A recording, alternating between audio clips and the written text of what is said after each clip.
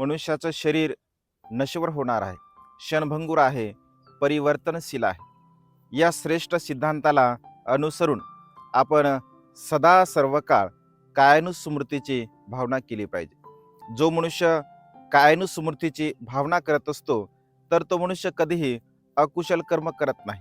कारण त्या मनुष्याला माहीत असते की मी मरणधर्मी आहे, माझं शरीर क्षणभंगूर आहे, परिवर्तनशील आहे, बदलणार आहे.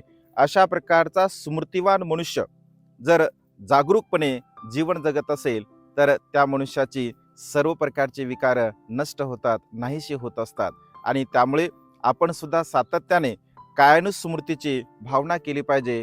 कारण माझं शरीर हे नश्वर आहे, क्षणभंगूर आहे, परिवर्तनशील आहे.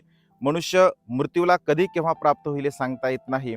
आणि त्यामुळे कायगत स्मृती करणारा मनुष्य कधीही अकुशल कर्म करत नाही. तो सदा सर्व काळ पुण्यकर्म, चांगल्या प्रकारचे कर्म करत असतो आणि खऱ्या अर्थाने तो सुखाला प्राप्त होत असतो. नमो बुद्धाय. जय भीम.